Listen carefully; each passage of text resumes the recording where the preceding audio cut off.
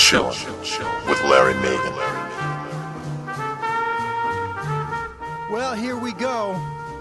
Chilling with Larry Megan on a Wednesday night. Tonight, we're all about sports talk. A lot of sports topics tonight. You got the World Series that just ended, of course, with the Giants winning it all. You got the NFL football in full swing, of course, my Jets.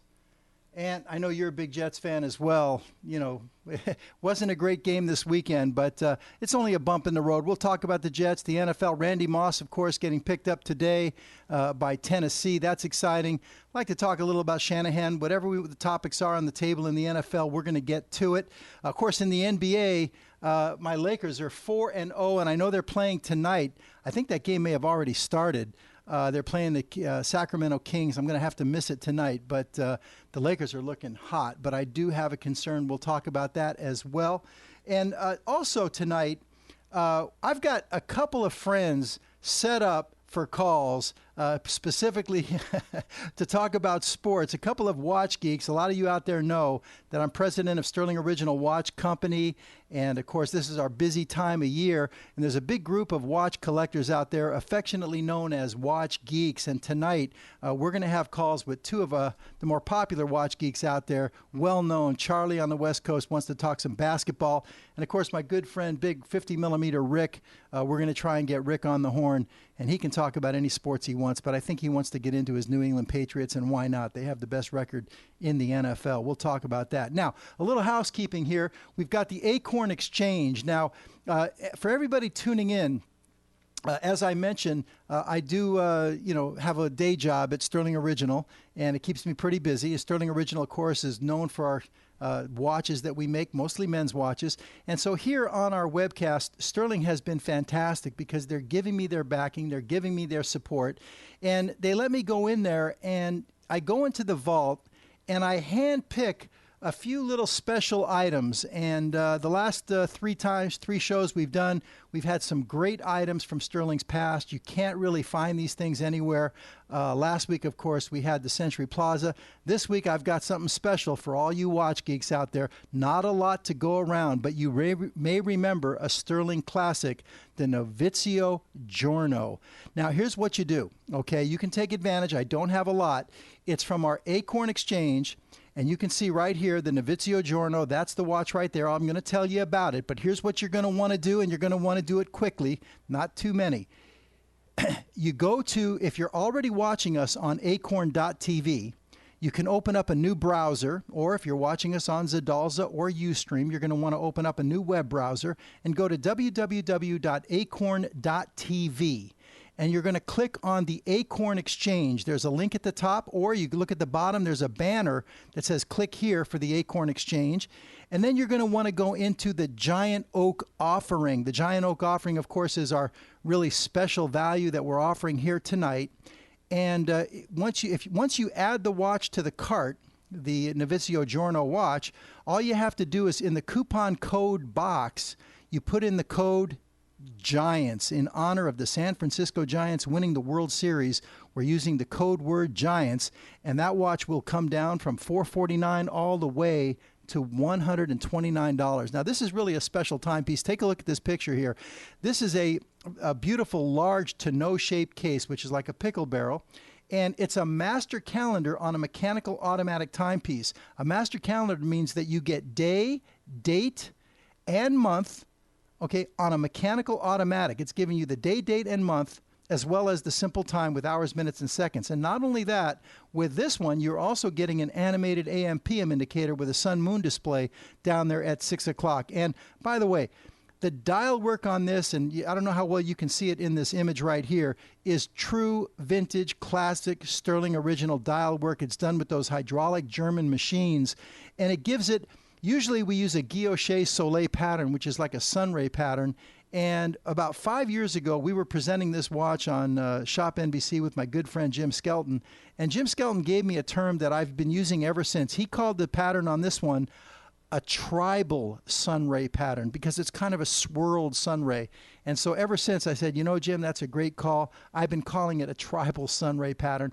In any case, it's a very classy timepiece. It's a very dressy timepiece, a master calendar with a pointer date on a mechanical automatic movement for only $129. Not a lot of pieces. And by the way, that execution that you saw there, that is the gold tone. That is layered with 23 karat yellow gold layering on 316L steel. Now, if you're new to watches, and I know all the watch geeks know what I'm talking about when I describe these things on watches, but if you're new to watches, let me just say, that's no trinket, that's no bauble. That's really something special. Take it from someone in the watch industry.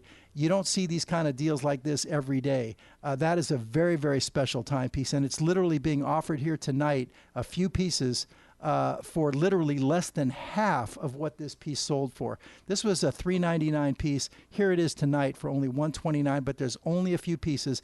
All the Sterling collectors may know this piece. It's a great piece to put in your collection. And if it's not for you, if you're looking for that sport piece, this will make a great dress piece, if not for you, but a great gift item for Christmas coming up. Okay, now one more thing on the Acorn Exchange. Here's another thing. I've also done a little surprise. You weren't expecting this, but on the Acorn Exchange, if you go into the Wild Oak Forest, we still have a few pieces left on the Century Plaza and on the Symphony Menuet. They've got great sale prices, but here's the catch. Here's the surprise. If you put the word Watch Geek, plural, singular, you put Watch Geek into the coupon code, you're going to get an extra $20 off on the Symphony Menuet or Century Plaza. Two great deals in the Wild Oak Forest. Okay, enough with the watches, enough with the housekeeping, and I do want to say thank you to Sterling Original for that great opportunity tonight. Now, let's start with the Giants. And if you can, I'd like to get my good friend Ben Berk on the phone. If we could get Ben on the phone, it would be great, because Ben is a guy that, let me say this, Ben and I grew up with our good friend Don Gallagher. If you're watching out there, if you want to try calling me back, Don, call me on my cell phone. Maybe I'll try and pipe you in with Ben. But we go back to the early 60s and mid-60s, as Laker fans and Dodger fans and Rams and all that stuff, going to school and everything. And, of course, Ben now lives in San Francisco. Hello.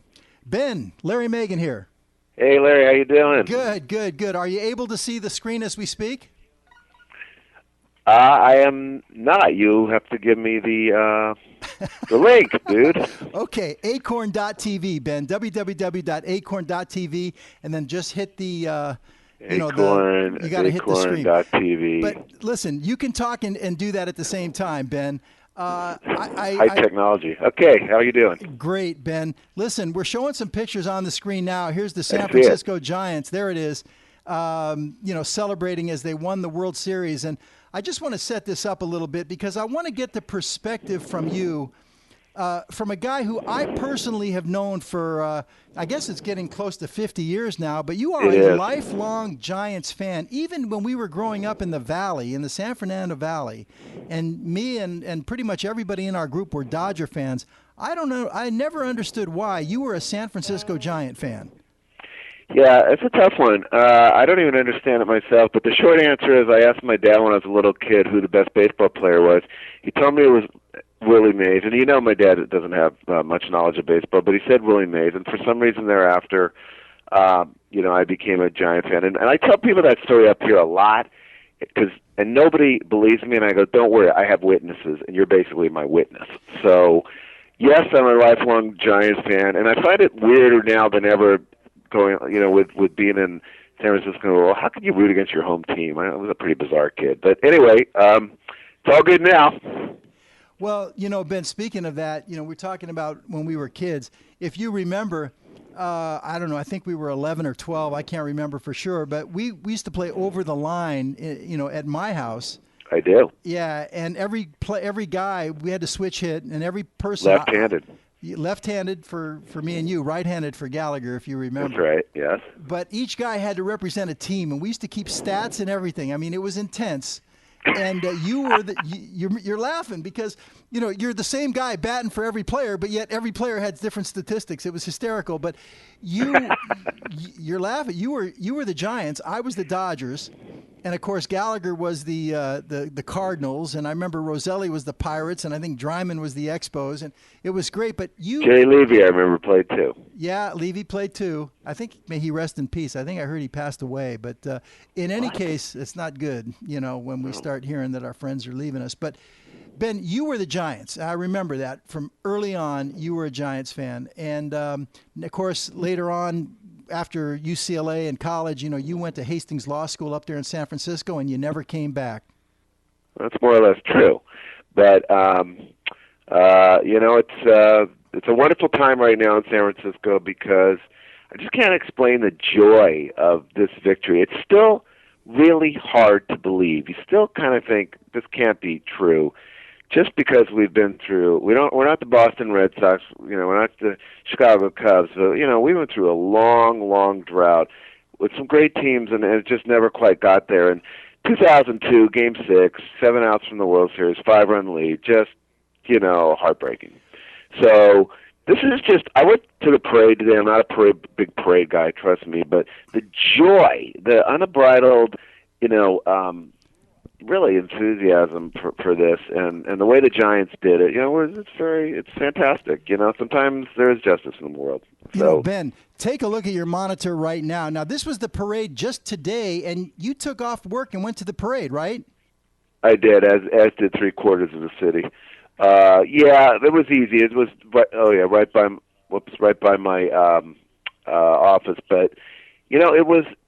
As I said, I'm not really a parade guy, but it was really pretty cool to see people coming by. The Giants are really into their heritage, so I'm just looking for the first car. Here's the Mayor Newsom, fine. All of a sudden I go, holy cow, that's Willie Mays. That was just cool. Well, here he is right here. Yeah, Willie Mays. And, you were a big Giants fan, but, if you remember, my favorite player was Willie Mays, too. I had a big poster of him on my wall, and you remember it was kind of funny. You remember how I used to catch the ball, Ben? Yeah, that's right. I used to make those basket catches. Yeah, so even on Willie looks good. It was very interesting who was not in the parade, and then they sort of I think I told you Jeff Leonard and Rich Aurelia but no Will Clark. I don't know where Will Clark was, and of course no number 25, Barry Bonds. That was really interesting. I don't know why. Well, mixed reaction on Barry Bonds. Didn't you go to one of the playoff games and he got a mixed reaction? I did. I went to the game where it was Philadelphia, and he, for some reason, was announced before the game. And I was really surprised. This was, of course, in San Francisco. I cheered him loudly. He's obviously a controversial figure, but, a great player. And there was a significant amount of booing, which I just thought was, frankly, inappropriate. But that's the way it is. He's a Look, he never won any Mr. Personality points, let's face it. So, but it was great seeing these guys. I'm telling you, the joy on the face of the players. Freddie Sanchez. I mean, the guy was just ecstatic today. What a player. Lincecum, you see the guy. He looks like the teenage boy, hanging out at the local drugstore. It's just, he looks exactly in person, how he does on TV, and it's, these are remarkable, athletes and players. So, look, the Giants how'd they do it? They did it with incredible pitching. And they did it, as you said, you and I talked about, as a team. Incredible pitching and, just unbelievable, team coordination and defense. Because if you look at their roster, their everyday play, there's not one Hall of Famer on there. Maybe one day Buster Posey will, who knows, he's a first-year guy. But if you look at the rest of the guys, they're all nice, good players. They're just gamers. And I'm not talking about the pitching staff. The pitching staff is, pretty off the charts. And that's the nature of baseball right now after the steroid era. That's the nature of baseball, in my opinion. Well, listen, to everybody out there, take a look at your screen here. Who's this, Ben? I know who it is. I want to see you tell me who's that. Wait. Okay, I'm sorry. The screen I have is Mr. Brian Wilson. This is your closer, right? Oh, isn't he pretty famous throughout the country right now? I think so. Kids are dressing up like him. I mean, fear the beard. I mean, I watched it through the year, and I didn't have that much confidence, but by the end, he was just the man. Look, Larry, can you explain? You're the sports talk host. What is it about baseball more than any other sport where teams seem to be of destiny, or they just get on rolls, where things fall in place, the breaks go their way? It just more momentum than I think you see, in a football or basketball. It's just I just can't explain it. But teams like your '88 Dodgers, the '69 Mets, these teams that really maybe weren't the best teams, but they're just unstoppable. It's really interesting. But the character is Wilson. Of course, we love him. He's the funniest guy in the world right now. I think the guy's going to have his own reality show eventually. Probably will. That's a good call. The funny thing about that, Ben, is you're right. They get on a roll, but for some reason, you really can't see it until it's complete because there always seems like here's Aubrey Huff right here sticking out of a cable car. I love Aubrey Huff. I mean, what's there not to love about that guy? Now, I want to ask you a question. You guys on the East Coast, I realize that you guys didn't care about the World Series because it's not East Coast teams. You probably know that on Sunday night, the Sunday night football game, and a Week 8 game, outdrew Madison Bumgarner's just epic, pitching performance. Well, Ben, you'd be that's really, the way it is these days. Ben, you would be really surprised because, well, actually, you probably wouldn't be that surprised because I know you went to NYU out here. But New York is pretty strange in the sense that it really is a baseball town out here. Yeah, I agree with that. Don't get me wrong. Football is huge in New York. It really is. But I don't know if there's a bigger baseball city in America than New York. I mean, I agree with that. Everybody here is either Yankees or Mets. There you are. Yeah. Looking good. Yeah, well, listen. What I was going to say, Ben, is even if it's not the Yankees or the Mets, interest does go down if the Yankees or Mets are not in there. Of course. But this is still a pretty big baseball town, so I would think that there were still a number of baseball guys watching, And I would think, as a sophisticated baseball fans you guys are, that you would have appreciated the pitching performance, which was, just phenomenal. Speaking of baseball and when we were kids and you were a Giants fan, I was a Dodgers fan and all that stuff, I couldn't help as I was driving into the studio. You and I haven't spoken in probably a couple years. I know, it's ridiculous. But thanks to Facebook, we right, because I know. Well, listen, you're a big time attorney now, and you don't have time for guys like me. But that's bullshit. I'm sorry.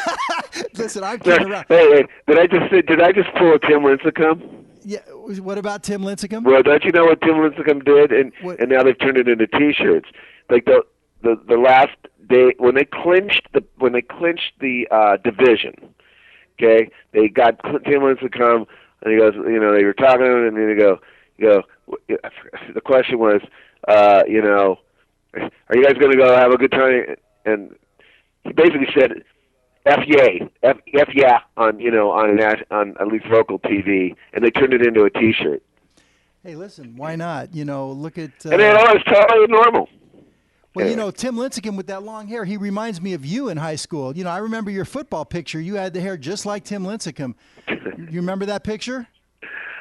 Of course I do, but I never had his athleticism. But anyway. Listen, Ben, you know what's refreshing, Ben? Listen, when you and I were kids, and Gallagher too, we were so into baseball, and I remember you and I used to collect baseball cards and everything, and you were a big card collector. I was a big card collector, and I always had way more cards than you did, and but your collection was pretty choice. And I remember one day, I think we were at my house, if I'm remembering this correctly. I don't know, we were probably 12 or 11 or whatever we were, and we were flipping cards. Remember that?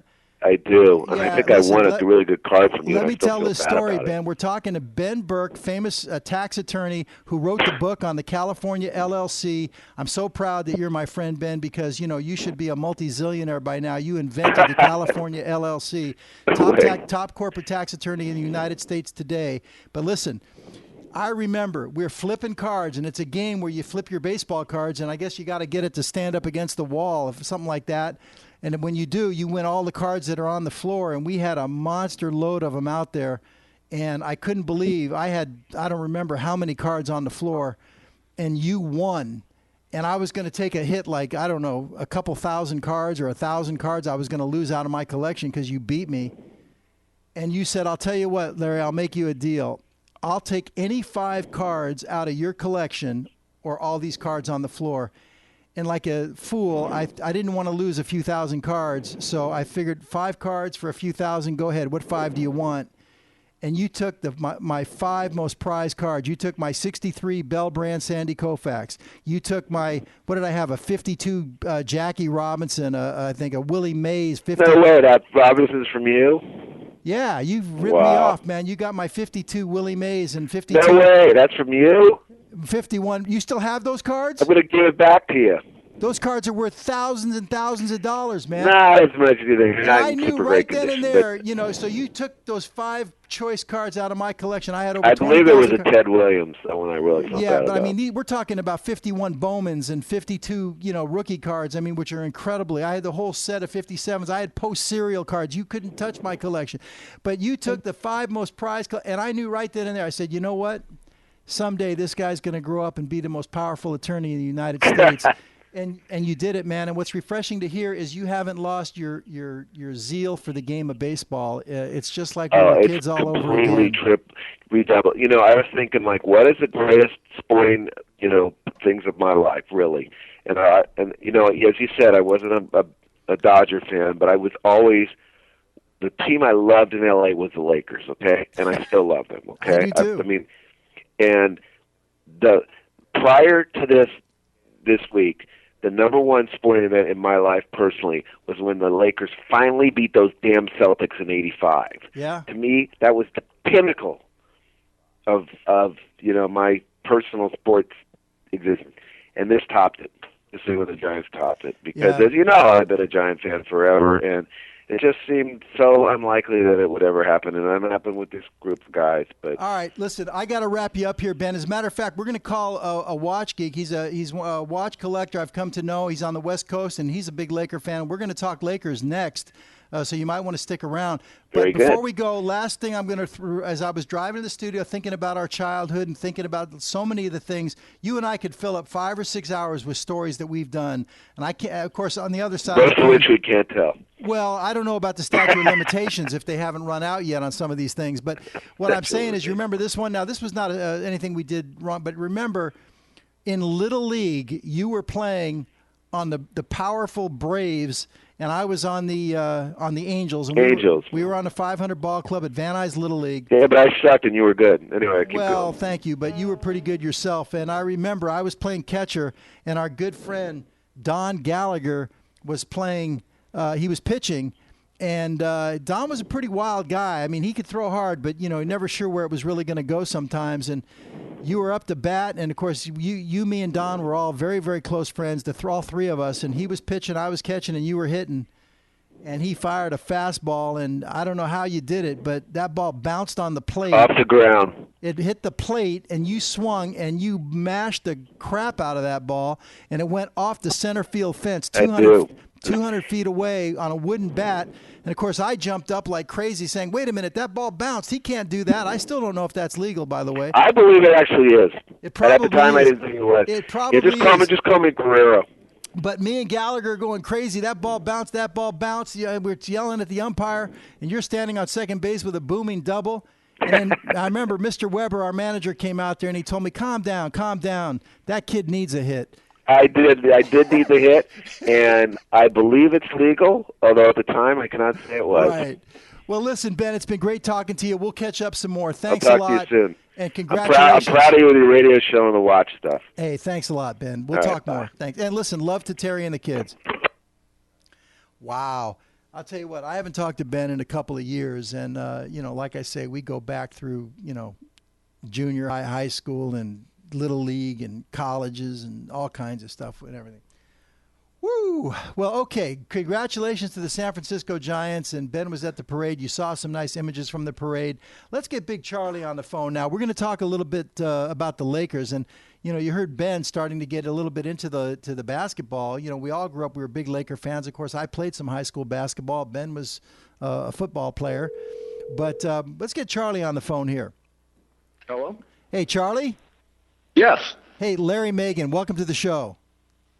Thanks. Hi, Larry. How you doing? Good. I think I told you I was going to get to you about 11 or about 15 minutes after, but I was a little bit late. I got carried away with my old friend talking about the Giants there. I've been listening. Okay. Well, listen, thanks for, confirming the call in tonight. Here's a picture on the screen. I take it this is your wife? That's right. Okay. And her name? Her name's Janet.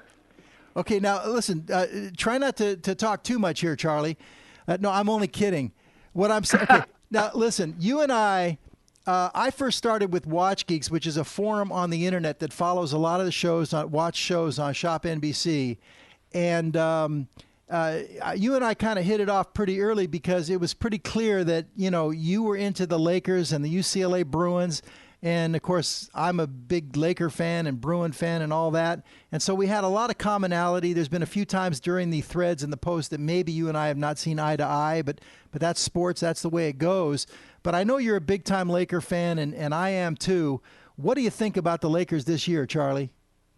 Well, before we talk the Lakers, I just want to say real quick that you and I are like 2 years apart in age, and you played in Van Nuys Little League. I played it in the Canoga-Winnetka Little League, which was on White Oak. I know. Because I'm a San Fernando Valley boy too, so we probably. Hey, by the way, that picture that's on the screen right now, that's me on the right with Raymond Berry of the Baltimore Colts. Oh yeah. And there's gonna be another one coming up with me and that's my brother. He won a pass punt kick contest. I'll be on with Johnny Unitas too. That was in about 1966 when the Colts came to play the Rams when we still had a football team in L.A. There he is. I was a big Ram fan. There's Johnny Unitas right there. Right there. Yep. Yeah, those were the days, man. So, I was playing Little League over there in the San Fernando Valley right next to you around the same time. Yeah, I know Canoga-Winnetka very well. We always felt that we were better than you guys. You guys probably were. Well, I don't know if we were. Like I said, we thought we were. But anyway, back then Little League was pretty wild. But in our Little League, you had to, there were so many gopher holes in the outfield. You better catch it before it hit the ground because, Yeah, same here. We had and those old heavy wool uniforms we used to wear. Yeah, we had tumbleweeds and gopher holes in our outfield. But in any case, let's talk a little bit about the Lakers. This basketball season for me, Charlie, is, I don't know, for whatever reason, I can't quite put my finger on it. It just seems like there's more electricity and anticipation for this season than in recent memory. It's an exciting one, Larry.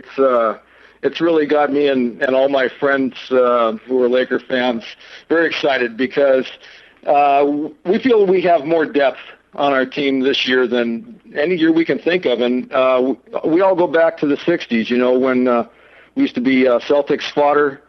And then through the beautiful 80s when we used to enjoy those Showtime teams that we used to have. And then the 2000s, with Shaq and Kobe. But I think right now I got to hand it to Phil and to Mitch, especially Mitch, for putting together a group that's deep, all the way from 1 to 14. Well, is that what's on the roster now? Is 14? I don't know. Is it less? I thought it was 12, but either way, it's funny you say that because I was just telling my good friend Gallagher, out in Los Angeles, he and I still talk, and we grew up as kids together, and he's a huge Laker fan, and I am too, and we were just talking about it the other day, and I said, Don, I don't remember a Laker roster from 1 to 12 that was as deep as this one. I mean, this seems like a perfect roster. I mean, there might have been better teams, but from 1 to 12, the depth on this team is unbelievable. Yeah, they made some moves, Larry, that the thing that's got me most excited about it is that they've really, really strengthened their bench. Their second team that they've got coming out now, I don't think is going to pull what they did last year where they used to give away leads. I think this year, what I'm seeing so far and what I think we're going to continue to see is a bench that comes out and not only maintains the score but builds on it. So far these guys have been averaging about a 13-point per game average. And a lot of it's due to the bench. The bench is not letting teams back into the games. As a matter of fact, they're building the leads. And, this is just going to be tremendous for the Lakers down the line because, as you know, we want to try and keep Kobe and we want to try and keep guys like Bynum as healthy and fresh as possible for the playoffs because that's money time. Well, now listen, Charlie, there's a lot of a lot of momentum or let's say enthusiasm for the Miami Heat this year. And I don't know how you feel about it, but for me, wherever Pat Riley goes, I go. I'm a huge Pat Riley fan. Obviously, if the Lakers have to play the Heat, I'm going to pull for the Lakers. But other than that, I will pull for Pat Riley. I will pull for Miami. I always have. When Riley was the coach of the Knicks, I pulled for the Knicks. I'm just a big Pat Riley fan. And the thing of it is, though, I really think the Lakers, if they do get the Heat in the finals, I feel okay about it. I just don't. If they have to play Boston, that scares me because that Celtic team. I mean, those guys are loaded for bear. Those guys, they want to pound you low. They want to get a half-court game, and in the playoffs, that's what we're going to see. And, man, they've got so much beef this year. It's unbelievable. I don't know if the Lakers can handle Boston, really. It's going to be a challenge. I got to agree with you that Boston is the team that's got me the most worried as well. Absolutely, Miami's got the horses. I mean, those guys can get up and down the court. They are going to be tough. Nobody's going to be able to get past Miami easily. But I think Boston will, and I think that it will be Boston and the Lakers in the finals, and it will be another tough one. There's no question about it. I think that where I feel good about the Lakers in the finals, though, Larry, is that, assuming that it happens, is that the Lakers have so many different players now with these changes that they've made, where they have what I call multitaskers, these guys who can play different positions. You can do Barnes at shooting guard or small forward. You can do Odom at strong forward or shooting forward or power forward. You can do Gasol at power forward or center. There's so many different guys that you can move around to different positions, and what that does for Phil is it gives him the opportunity to be able to put together different types of lineups to take advantage of matchup, advantages. Phil's the master of coming up with matchup advantages, and I think he'll have this season. The regular season for Phil is just a way of getting ready for the playoffs. And what he'll do is he's going to try all different types of different lineups, and he's going to see how these guys work together in different ways. He'll have a defensive lineup where he'll have Kobe and Barnes and Artest, guarding the perimeter with Gasol and Bynum in the back, and that's going to be a really tough one for people to be able to get through. And he'll have different lineups for different situations, and I think what he'll be able to do is just keep throwing in these different groups of guys, and it's going to make it really, really tough on these teams to be able to adjust. Well, Charlie, even though the Celtics have the beef, I think that he'll be able to, get through that with his cunning that he has. Charlie, let me say this. I love what the Lakers have done with that second team. I honestly think the Lakers' second unit could probably make the playoffs this year. That's how strong they look to me. However, I got to tell you something. Well, I watched the game last night against Memphis. I actually saw something that got me a little worried, okay? Now, my second ex-wife always used to say that I was paranoid, and maybe I'm being a little nitpicky here. But I've never seen a Laker team in all the years, and I go back to the early 60s and everything. I mean, I saw Elgin Baylor and Jerry West. I mean, Elgin was always my favorite guy, and Leroy Ellis and Tommy Hawkins and Leroy Hawkins and, Darryl Imhoff and Mel Counts. I mean, I go back all the way, okay? I've never seen a Laker team that was so focused this early in the season. I mean, they went about that game, and these 4 games overall, they're going about it like a business. They're reminding me almost of the New York Yankees. It's like they're going to these games with the briefcases in their hand. Whereas, you watch the Miami team, you watch the Heat. These guys, they're jumping out the gym. The fans are going crazy. These guys are, whooping it up and everything. And the Lakers almost seem like, it's no fun in the sense of like it's all ho-hum, but it's all about business. I've never seen – Kobe is so focused. I've never seen a Laker team this focused. And it's a little scary. Like, I don't know, man. If you start getting a little bit too, serious and, you take it – because I've watched what's happened with the Yankees, okay? And that's the rap on the Yankees is they're too corporate. And I'm kind of starting to get that feeling after watching that game last night. Now talk to me, Charlie. Are you seeing it too? Kind of, Larry. I hear what you're saying. I know exactly what you're saying. But just remember this, and I know that you can appreciate it. The Zen Master.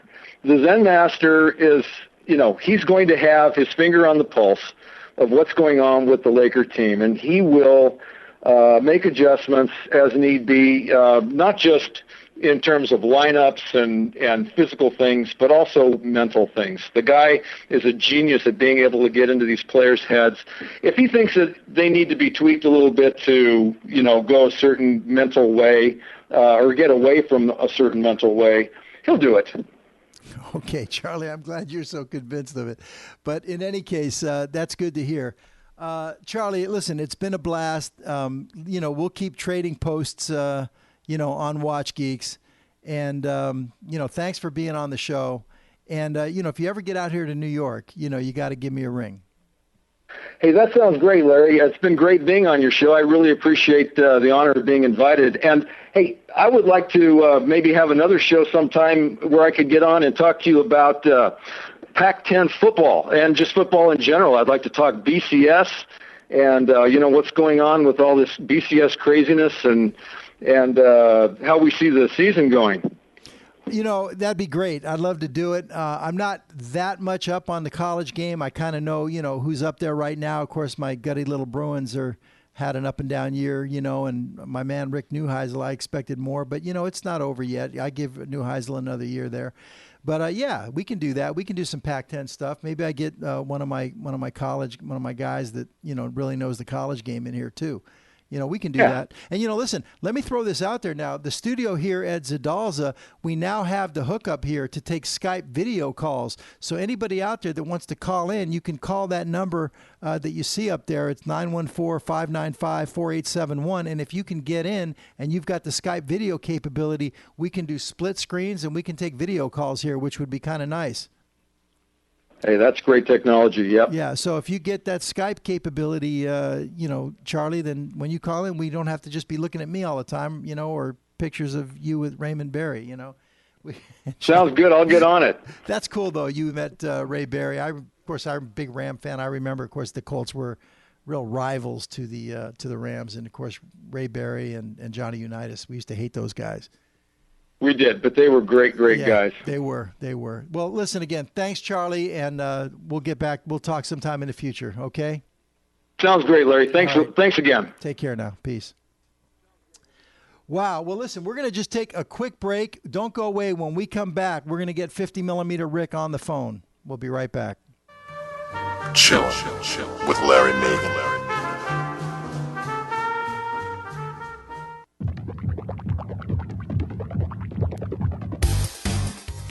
The very first Zidalza charity concert. All ages show, Portchester, New York. St. Peter's Church. Connected to all major highways and a block away from the Portchester train station. $10 donation at the door for every wristband. 100% of proceeds will be split between the St. Peter's and St. Jude's Children's Hospital and Research Center. Performances by Bo Valentine and DJ Smooth. American Pinup. Set the Charge. Jay Butler and C Nature. Program City. Infectious by Nature. Support a beautiful cause and help create the live music scene Westchester has never had before.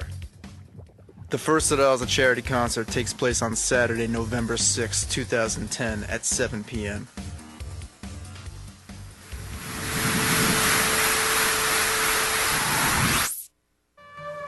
Chill with Larry Megan.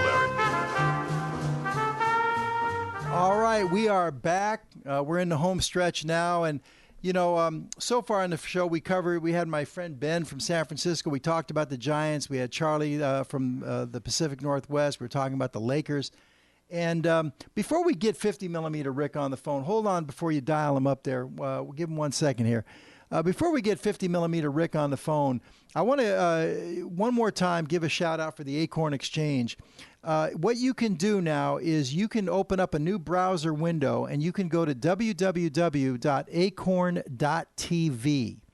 And once you do that, you click on the Acorn Exchange, either at the top or the banner across the bottom, and you'll go to the Giant Oak offering. And if you put in the discount coupon code GIANTS, in honor of the San Francisco Giants, you can actually pick up Sterling Originals Novizio Giorno for $129. It's an absolute steal.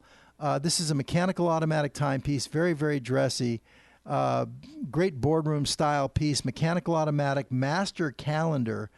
And you have to just add it to your shopping cart and go to checkout. And when you go to checkout, you're going to add in the code word Giants in the discount box, and you'll see the price drop from $449 to $129. We've already had a few orders already, so I know there's only a few pieces left. We don't have a lot to go around. You don't want to miss that. That's a great opportunity. Thank you, Mr. Fisher from Sterling Original. We appreciate the support. That's a great opportunity. Now, let's now, if we can dial up Big Rick up there in the Boston area. I think he's in Braintree, Mass. And, we confirmed today that Rick was going to be on the show tonight. Again, another one from the Watch Geeks. This is 722. Let me see. Let me check it. Hold on. You're missing a number, dude. We're missing a number. All right, so here, let me see what it is. I've got my phone book with me. And the number is 7272. Yeah, so it's 72 and then 72. Sorry about that.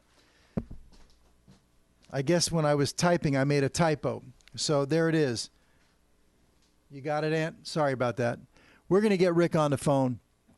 And while we're looking at this Acorn Exchange thing, remember also you can click into the Wild Oak Forest, and we've got a surprise. You've got the Symphony Menuet for I think it's $149. You've got the Century Plaza for $159. If you put in the discount code WatchGeek, you can actually get the another $20 off on both of those in the Wild Oak Forest. Okay, Rick, are you on the line? Yes, I am. Hi, Larry. Hey, Rick. Welcome to the show. We've been running a little bit behind schedule here tonight. That's all right. You keep me up. You keep me up late. That's right. Well, wait a minute now. You don't really get into your busy time of year till it starts snowing, right, Rick? Yeah, I still have to get up at 5 every morning, though. Yeah, you're driving you're driving a snowplow up there, right?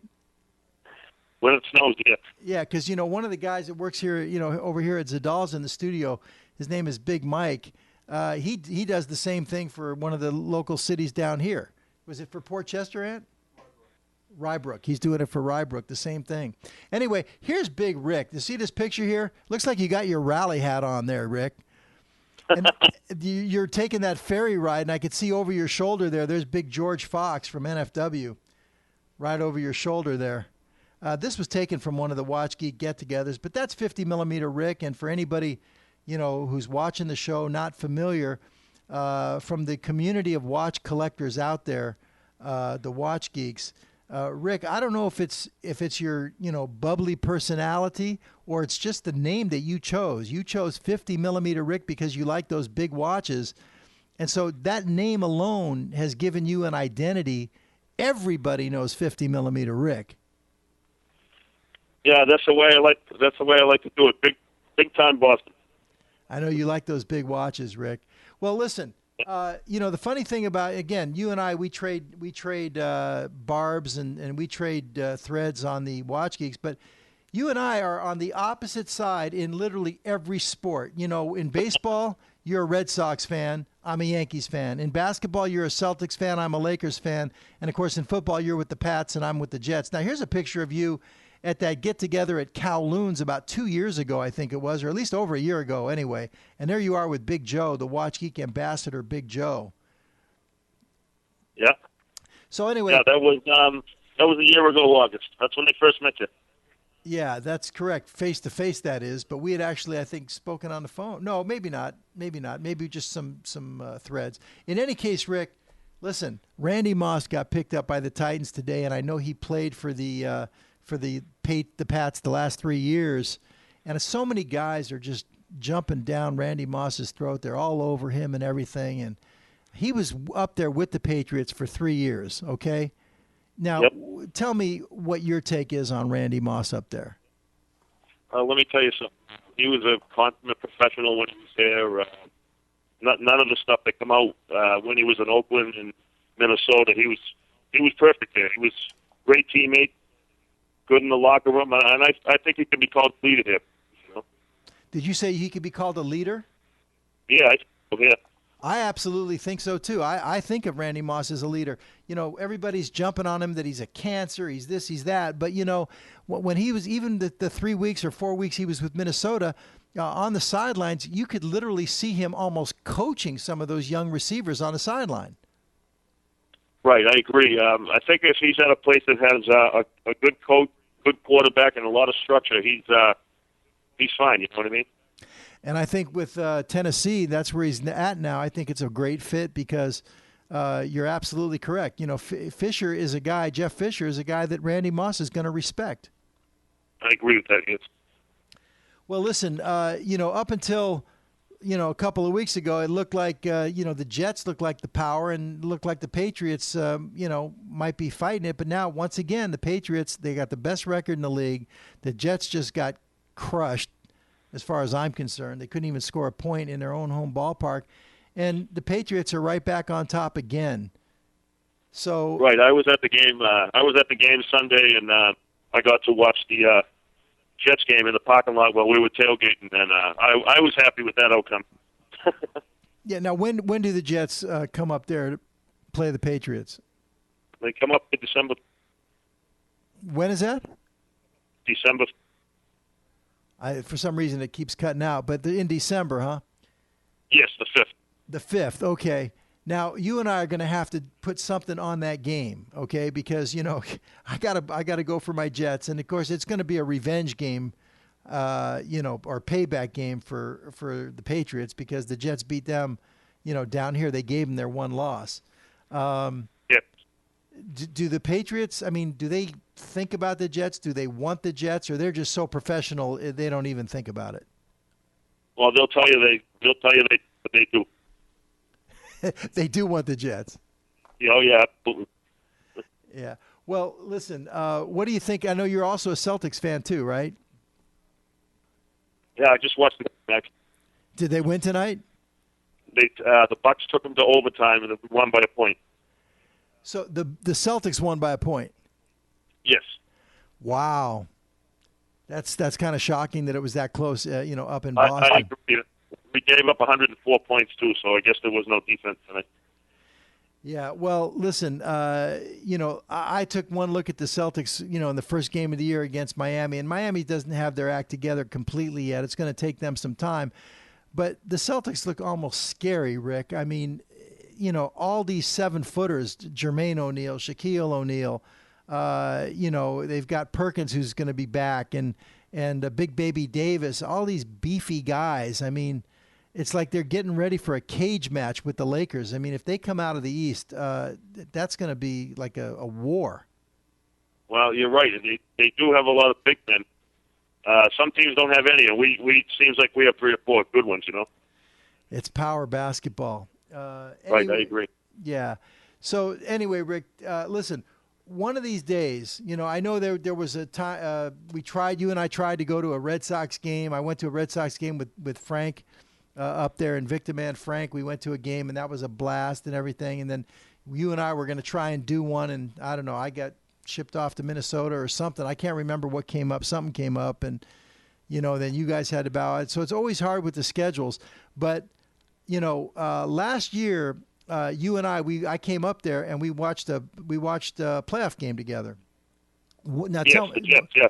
Right, what are you doing, you know, for the Jets and the Patriots on December 5th? Are you going to that one? Not that I know of right now. All right, well, listen, we got to keep in touch, whether it's by email, phone, text, or whatever, because whether it's up there, down here, whatever, if I'm in town, and that's the key for me, I never know. I might have to be somewhere else. But if I'm in town, that'd be fun, you know, to get, you know, come up there and you know, you're on one side, I'm on the other because I'm pulling for the Jets and watch that game with you. Sounds good. Sounds good. You know, Rick, one more thing. One of the things I love about coming up there to Boston is if you like sports bars, okay, I don't know if I've ever been to any city in America or any town anywhere, you know, that is got more sports bars and greater sports bars than in Boston. What is it about Boston that seems to just breed all these sports bars, especially over there by Fenway Park? Yeah, it's fans. It's the fans here. They almost demand that we have a bunch of good bars around. You know what I mean? What they like to drink? I don't know, man. You can't listen. You can't swing a dead cat by the tail around here without hitting one. It's unbelievable. What's that street called right by Fenway? You go down the street, and on either side of the street, it's just one sports bar after another. Yeah, Lansdowne. What's it called? Lansdowne Street. Landtown. Okay. Yeah. Well, here's a picture of you and I. Now, this is at a little sports bar that you and I went to last January watching a playoff game. Was this in Braintree, or where was this? Quincy? Yes, Quincy. It's called the Fords. Okay. Yeah, I remember. We had a good time. We were watching the Jets. I think they played the Chargers, didn't they? Yes, they did. And they beat them. That was a heck of a game. You see, I got a beer in my hand there, Rick. The only time I drink is when I'm around you. In any case, Rick, listen, man, thanks for coming on. Thanks for spending some time. And, I look forward to the next time that, we get together. All right, cool. Let me also give a shout-out to the Watch Geek. I know there's some listening right now. Yeah, absolutely. I mean, it was the Watch Geek community that brought, you and I together. And, I've made a lot of friends through Watch Geeks. And, you see, we're kind of almost catering to the Watch Geeks tonight. We've got that deal, on the Acorn Exchange, and we're doing the with the Wild Oak Forest. We're with the Watch Geek. You can get an extra $20 off for Watch Geeks and stuff like that. So, it's a great community. It's of course the forum is owned by Jim Skelton and Mike Davis, and I regularly see those guys every time I go back to Minneapolis, and they've really built quite a community out there. They have. They still have. I don't know what they're doing with it, because they're not making any money with it. But it sure has, opened the doors, and I think they have something like over 30,000 members now of Watch Guys. I don't know how many of them are actually active, but right, they do. I'll tell you one thing: I haven't met nicer people in my life than all the people I've met so far from that place. Well, listen, Rick, I know that you like the big watches. That's why they call you 50 millimeter Rick. But you're kind of a big guy. For Sterling, we've got a lot of big ones coming. I mean, some really nice big pieces. Now, what we're doing here tonight with the Acorn Exchange, that's kind of old vintage classic Sterling, with the nice dressy, beautiful boardroom stuff. But the new stuff coming out, we've got some really nice 50, 51, 52, 53s. I just saw some new 53s today, some samples. If you know our Enterprise, we got a new version of the Enterprise coming out it's killer. That's a 53 millimeter job. So keep an eye open for some of that stuff, Rick. You're going to like it. Okay, I will. All right, man. Listen, I can't help but start selling. I don't mean to do that. If you want to see me sell watches, guys, tune in on Shop NBC this weekend on cable TV, and you'll see me really get into selling some watches, okay? All right, well, thanks again, Rick, and we'll see you soon. Thank you, Larry. Take care. All right, take care now. Well, let's see, what time we got here? Oh, my gosh. All right. Well, listen, tonight was kind of a sports talk kind of night, so we've got a few minutes left in the show. Now, if you've been watching our shows, this is actually our 13th show here, Chilling with Larry Megan on the Zadalza Network here and on Acorn TV. For the last, I think it was 7 or 8 weeks, we've been doing the Classic Film Zone, and we've been doing the In the Groove with the jazz and the classic films.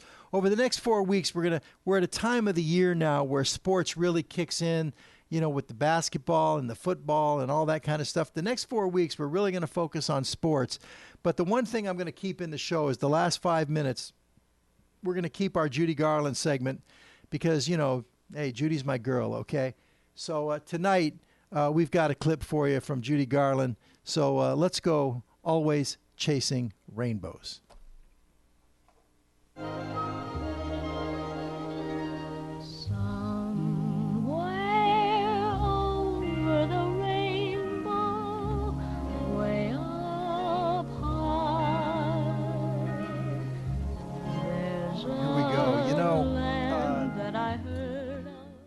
Judy Garland, if you've been watching the shows, she's a big favorite of mine. And for whatever reason, I can't quite put my finger on it, but her voice, her songs, her movies, everything, she really speaks to me. And I find Judy Garland's career is all about moments. It's not about a particular film, because in every film she does, there's always a classic Judy moment. and we've been showing many of those moments, including from her TV specials as well. But tonight I thought I would show something from her movie Easter Parade. We actually tried to show last week, and we had some technical difficulties. And Easter Parade was a movie that she made in 1948, and it was made with Fred Astaire. And it was actually supposed to be Gene Kelly, but Gene Kelly broke his ankle after they were a month into rehearsals. So at that time, the studio called Fred Astaire, who was in retirement for 2 years. Fred was out there with his racehorses. And Fred Astaire actually came out of retirement for the opportunity to play with Judy and to do this movie with Judy. Although he did talk to Gene Kelly first, and he said, "Are you sure it's okay?" And Gene said, "Man, if you don't step in for me, this movie's not going to get made." And Fred Astaire stepped in, and it kind of worked out. The one movie he did with Judy Garland, they tried to do another one after this. It never really came off. It didn't happen. The Barkleys, which didn't come together. But we do have this one great film with Fred Astaire and Judy Garland. It was Easter Parade in 1948, and there were many great numbers in the movie. But really, one of the classic numbers of all time in classic films and movie history is A Couple of Swells. And this is the only time in Fred Astaire's career that he dressed up like a hobo, like a tramp. Judy Garland used to love to do it. She did it often. And Judy used to like to try to make herself look, dirty and messy. And the more messy and dirty and trampy she could look, the more she loved it. Fred, on the other hand, didn't really dig it. He liked to always be in the tails and top hats and look perfect. And Judy actually helped him, coached him on how to do it, and he did it. And years later, he said it was one of the most fun musical numbers in any of his films he ever did with Judy Garland. So here it is from Easter Parade, A Couple of Swells, Fred Astaire and Judy Garland.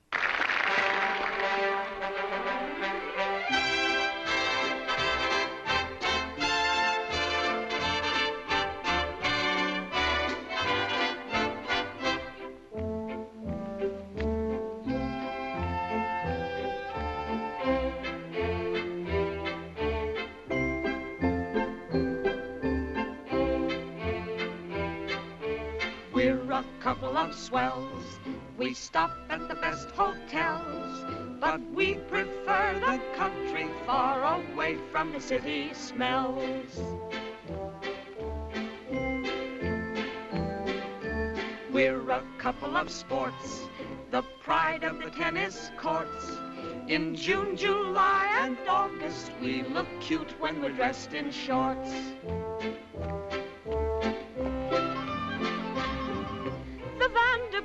Have asked us up for tea. We don't know how to get there, no siree. No siree. We would drive up the avenue, but we haven't got the price.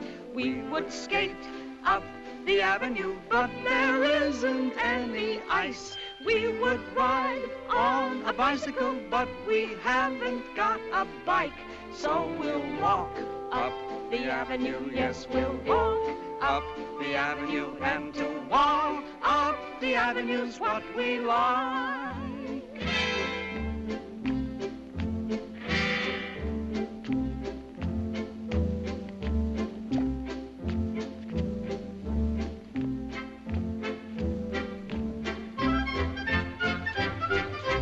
Wall Street bankers are we, with plenty of currency. We'd open up the safe, but we forgot where we put the key.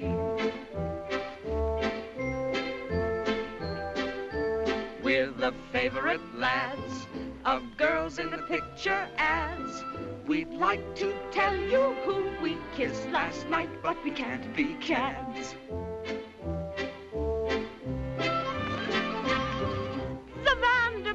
Are waiting at the club. But how are we to get there? That's the rub.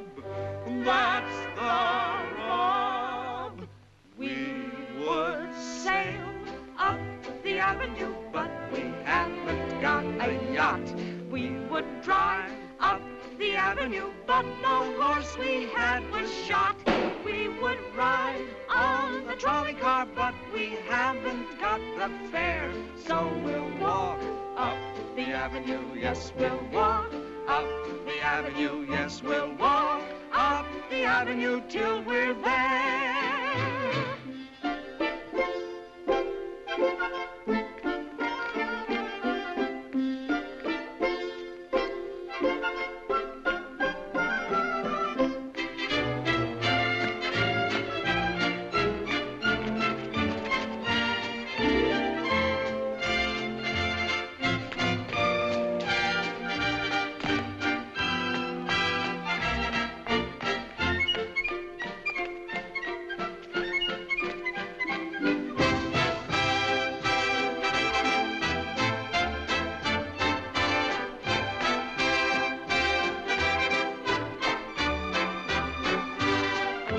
Swim up the avenue, but we haven't any lake. So we'll walk up the avenue, yes, we'll walk up the avenue, yes, a walk up the avenue's what we'll take.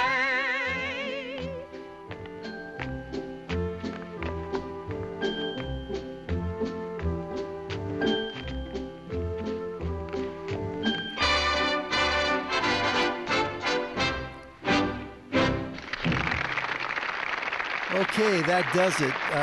Judy, Garland, a couple of swells. Listen, I want to thank our call-ins tonight from, of course, Ben in San Francisco, Charlie up there on the West Coast. I don't know if Charlie's in Seattle or Portland. He's somewhere up in the Pacific Northwest.